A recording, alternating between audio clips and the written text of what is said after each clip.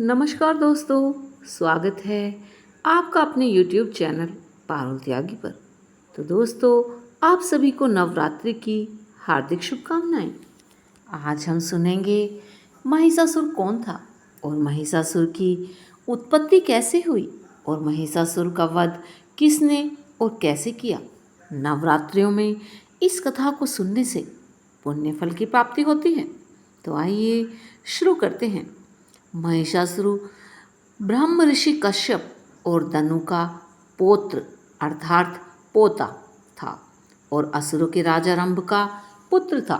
महिषासुर के पिता रंभ असुरों के राजा थे। एक बार असुरों के राजा रंभ को एक अप्सरा महिषी से प्रेम हुआ। उसने उससे विवाह किया। महिषी को एक भैंस बनने का श्राप था, इसीलिए जब रंभ और महिषी के संयोग पुत्र उत्पन्न हुआ तो उसका नाम महिषासुर रखा गया। महिष अर्थात भैंस और भैंसे जैसा असुर। महिषासुर को अपने माता पिता से बहुत सी शक्तियाँ प्राप्त हुईं। उसके पास एक खास शक्ति थी जिससे वह कभी भी इंसान से भैंसा या भैंसे से इंसान बन सकता था, या आप कह सकते हैं कि वो एक इच्छाधारी भैंसा भी था।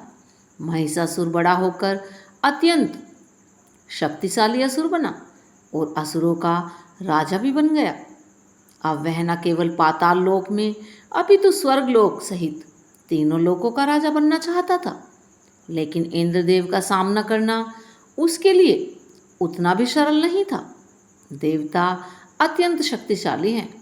महिषासुर सृष्टिकर्ता ब्रह्मा का महान भक्त था। देवताओं से अधिक शक्तिशाली बनने के लिए महिषासुर ने कठोर तपस्या करके ब्रह्मा जी को प्रसन्न किया। जब ब्रह्मा जी ने उसे वरदान मांगने के लिए कहा तो उसने अमर होने का वरदान मांगा। ब्रह्मा जी ने उससे कहा कि ये वरदान देना संभव नहीं है महिषासुर, क्योंकि अमरत्व का वरदान बहुत विशेष परिस्थितियों में और विशेष विभूतियों को दिया जाता है। जब ब्रह्मा जी ने महिषासुर को अन्य वरदान मांगने को कहा तो महिषासुर ने कहा, प्रभु फिर मुझे ऐसा वरदान दीजिए कि कोई भी देव या पुरुष मेरा वध न कर सके। इसने सोचा, स्त्री तो वैसे भी मुझ पर विजय प्राप्त नहीं कर सकती और देव और पुरुष मुझे मार नहीं सकते, तो मैं अमर हो ही जाऊंगा। महिषासुर ने ब्रह्मा जी से कई और शक्तियां भी प्राप्त की और बहुत अधिक शक्तिशाली हो गया। ब्रह्मा जी भी तथास्तु कहकर वहां से चले गए। बस अब क्या था, महिषासुर वरदान पाकर बहुत अहंकारी हो गया। अब उसने अपनी असुर सेना के साथ देवलोक अर्थात स्वर्ग पर चढ़ाई कर दी। पूरी तैयारी के साथ महिषासुर ने स्वर्ग पर आक्रमण कर दिया। स्वर्ग के राजा देवराज इंद्र इस युद्ध के लिए पूरी तरह से तैयार भी न थे। इंद्र ने अपना व्रत चलाया, लेकिन महिषासुर तब तक बहुत शक्तिशाली हो चुका था। नतीजा ये रहा कि असुरों की विशाल सेना ने देवताओं की सेना को हरा दिया और देवताओं को स्वर्ग खाली करके वहां से भागना पड़ा। महिषासुर स्वर्ग का राजा बन गया। जिसने भी उसका विरोध किया उसने उसकी हत्या कर दी। महिषासुर ने कई स्त्रियों पर भी अत्याचार किए। अब देवताओं के पास त्रिदेव से सहायता लेने के अतिरिक्त कोई और विकल्प नहीं बचा था। ब्रह्मा जी तो अपने भक्त महिषासुर को नहीं मारते। अब देवता भगवान विष्णु की शरण में चले गए। नारायण देवताओं को अपने साथ कैलाश ले गए, क्योंकि भगवान शिव ही हैं जिनकी भक्ति देवता और असुर दोनों करते हैं। कहा जाता है कि विष्णु जी ने महिषासुर से युद्ध करके उसे हरा दिया था, लेकिन ब्रह्मादेव के वरदान का मान रखने के लिए उन्होंने महिषासुर को जीवित छोड़ दिया। अब केवल महादेव ही थे जिन्हें अगर क्रोध आ जाए तो वे ब्रह्मा जी के वरदान के बारे में ना सोचते हुए महिषासुर का वध कर देते। देवताओं को महादेव से बड़ी उम्मीद थी, लेकिन उन्होंने महिषासुर का वध करने से मना कर दिया। अब ब्रह्मा जी, विष्णु जी और भगवान भोलेनाथ तीनों महिषासुर का वध करने से मना कर चुके थे। अब देवता बहुत दुखी हुए और कैलाश से पृथ्वी की ओर चल पड़े। ऐसी कथा सुनने में आती है कि देवताओं को महिषासुर के प्रकोप से पृथ्वी पर विचरण करते देख भगवान विष्णु और भगवान भोलेनाथ अत्यंत क्रोध से भर गए। इसी समय ब्रह्मा, विष्णु और शिव के मुंह से क्रोध के कारण एक महान तेज प्रकट हुआ। अन्य देवताओं के शरीर से भी एक तेजो में शक्ति मिलकर उस तेज से एकाकार हो गई। यह तेजोमय शक्ति एक पहाड़ के समान थी। उसकी ज्वालाएं दशों दिशाएं में व्याप्त थीं। यह तेज पुंज सभी देवताओं के शरीर से प्रकट होने के कारण एक अलग ही स्वरूप लिए हुए था। इन देवी की उत्पत्ति महिषासुर की अंत के लिए हुई थी, इसीलिए इन्हें महिषासुर मर्दिनी कहा गया। समस्त देवताओं के पुंज से प्रकट हुई देवी को देखकर पीड़ित देवताओं ने प्रसन्नता का ठिकाना न रहा। भगवान भोलेनाथ ने सर्वप्रथम अपना त्रिशूल देवी को दिया। भगवान विष्णु ने भी अपने चक्र से एक चक्र देवी को प्रदान किया। इस प्रकार सभी देवी देवताओं ने अपने अस्त्र शस्त्र देवी के हाथों में सजा दिए। इंद्र ने अपने व्रज और ऐरावत हाथी से उतारकर एक घंटा देवी को दिया। सूर्य ने अपने रूम कोपों और किरणों का तेज भरकर ढाल, तलवार और दिव्य सिंह यानी शेर की सवारी के लिए उस देवी को अर्पित कर दिया। विश्वकर्मा ने कई अभेद कवच और अस्त्र देकर महिषासुर मर्दिनी को सभी प्रकार के छोटे बड़े अस्त्रों से शोभित किया। एक अन्य कथा के अनुसार, जो मुझे ज़्यादा ठीक लगती है, भगवान भोलेनाथ ने अपनी अर्धांगिनी पार्वती जी को इसके बारे में बताया।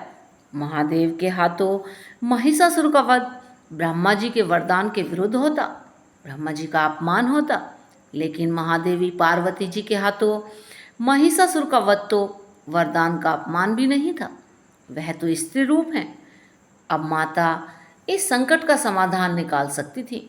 देवताओं की दशा देखकर माँ जगत जननी जगदम्बा भवानी इतने क्रोध में आ गईं कि उनके शरीर से ज्वालामुखी जैसा तेज निकलने लगा और देखते ही देखते वह अष्टभुजा वाली माँ दुर्गा बनकर सिंह पर सवार हो गईं। आदिशक्ति माँ दुर्गा को देख सभी देवताओं ने अपने शस्त्रों से उन्हें शस्त्र दिए। स्वयं महादेव ने उन्हें त्रिशूल दिया। महादेव द्वारा महिषासुर का वध नियम विरुद्ध होता, लेकिन ऐसा तो बिल्कुल नहीं था कि महादेव के त्रिशूल द्वारा महिषासुर का वध नियम विरुद्ध हो। अब पार्वती जी कैलाश से प्रस्थान कर गईं। अचानक असुर वहाँ आ गए। उन्होंने महिषासुर को पार्वती जी माँ दुर्गा के बारे में बताया। थोड़ी देर बाद महिषासुर ने देखा कि एक विशालकाय रूपवान स्त्री अनेक भुजाओं वाली और अस्त्र शस्त्र से सुसज्जित होकर शेर पर बैठकर अट्टहास कर रही है।